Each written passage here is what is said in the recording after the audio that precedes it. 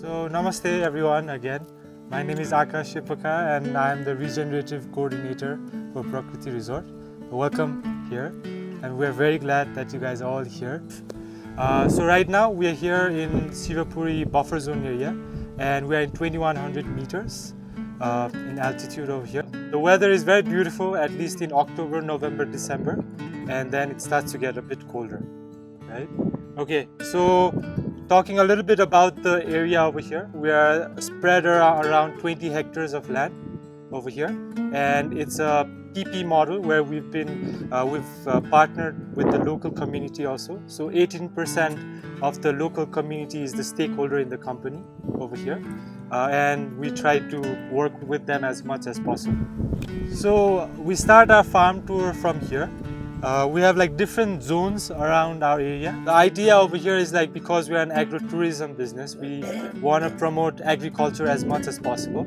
And not just agriculture in a sense, very traditional agriculture, but also we want to introduce new products which are suitable for this environment. The strawberries, we started cultivating it since last 3 years.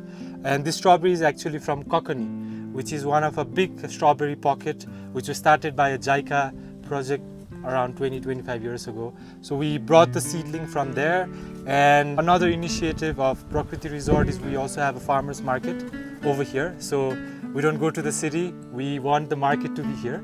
So we're pretty much sustaining from the people that who come here, they buy from us. So strawberry is one of our hot cake.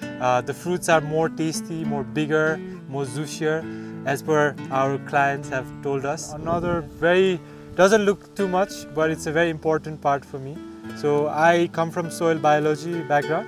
So when we're doing organic farming, I think the compost is the heart of the farming. All the organic waste, we try to use it in our compost. So this is one of the compost where we're using the heat and heap method, where we flip the compost over here. A bit up we have vermicompost, where we use the kitchen waste we're using earthworms, and that's mostly used in our flowers and everything. And then we have our cows and the buffaloes, which we also try to process it in a better way, that we get good compost, like fully rich compost, faster, and that we used in all around our field. Over here, as you can see, as we will see, all the beds are raised. One of the main reasons is it's very rainy, so we have to raise the beds over here. That gives us good amount of spacing, and we've also focused on market gardening, where we know exactly how much plants we are planting, and also to track any diseases or pests in different plots of beds. So to keep that in mind, we've designed it that way. One of the water that's something that is very hard for us to work with is the kitchen waste, right? The water coming from the kitchen, which is mixed with all the grease and everything. So we've developed this really small grey infrastructure, which works very beautifully, and it's into 3 parts. So the first part is from the kitchen. We first try to filter as much as waste from the wastewater in the kitchen, using a lot of different filters over there. And then it comes over here, and this is a grease trap over here. It's a very simple idea, which was we just started this idea. Over here, all the water from the kitchen directly comes here, and there's a very simple grease trap that we manually try to take it out every week. And then the water from here, after one level of filtration, goes down. So from there, the water is then directed towards our field. So the water that's coming from the kitchen, which is greasy and very orderly, once it reaches there, it's almost drinkable. This is the stove that you see, and we've tried to use this to make wine over here. So different fruits, even vegetables, we make beetroots, carrot, try to make the wine out of it, and then we try to serve it over here. So the idea is how can we replace the alcohol also that we bring from the market, let's say, right? So coming from that perspective also, we try to have seasonal wine. Another thing is like over here we also collect all the ash over here. We have a biochar also. We have developed a system where we create biochar, and biochar is basically a charcoal that you stop becoming ash altogether. And that biochar, we try to again mix it with microbiology and then put it in our soil, so the soil becomes more aerated and it can hold more nutrients. With Khalisisi, it's a waste management company in Nepal, in Kathmandu right now, and they're working very intensively on collecting other non-perishable materials and recycling them and making products out of them. So we have a whole system, we can check it out, where we segregate the plastic, the bottles, the tin, everything, and then it doesn't go directly to Khalisisi. So we have another partnership with the Gokarneshwar municipality, which is the one who comes to collect the waste around this area. So they come here once a month, and then we first give it to them, and then they supply it to the Khalisisi. This is black gold for us. The real black gold. Lots of waste food actually in our place, which we want to utilize and make a charcoal out of it. Yeah. At the same time, we want to, cook our cow feed. So there's a double process. So you are not only utilizing Yeah, the exactly. waste, you're also making charcoal. You're also utilizing the energy. Yeah. So this is one pond that we have. This works as a rainwater harvest pond also. We grow our fish also.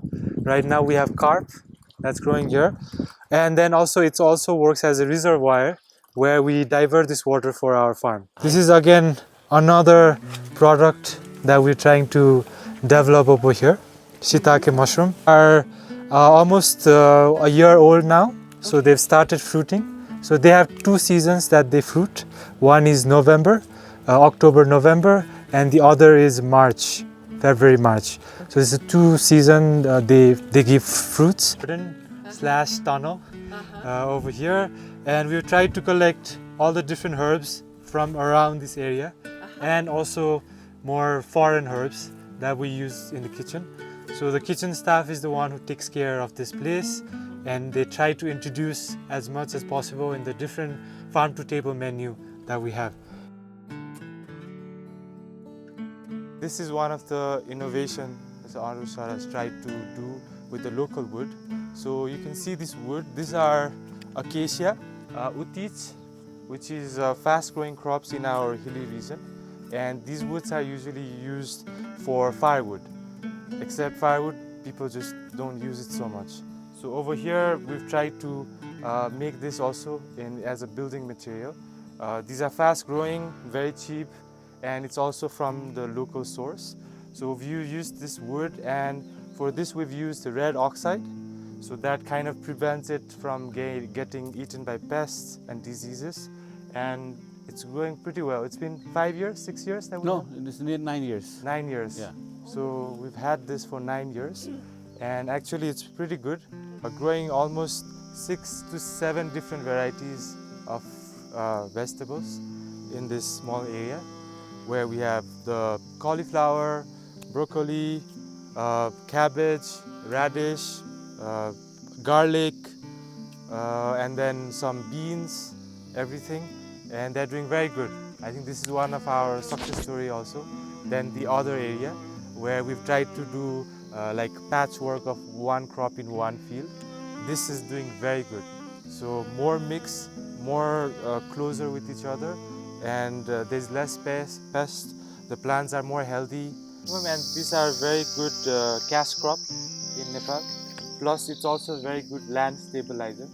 So as you can see, there's a lot of water coming in this area, and it's also a bit of landslide prone zone, right? So we have a landslide if there's a lot of water. So the cardamom works very well to hold the soil together, and they love water, shade, so they do very good in this area. And yeah, we're trying to expand this all over the water ridge. So the land is saved, the plants get grown well, and it's also profitable for us Yes. in terms of business. Come here. So this is, I would say, one of the most hardest species of plant we had to grow over here. So we have green tea, and it took us a lot of time to establish them. I mean, the tea is pretty good over here. Like if we will go a little bit here, we'll see there's a whole around 400 ropenis of tea garden here. It's also called mini ilan around here. So we tried to bring them over here and try to see how we can also grow teas.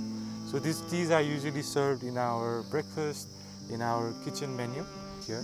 And these are the fruits we also try to make the jam and juice out of.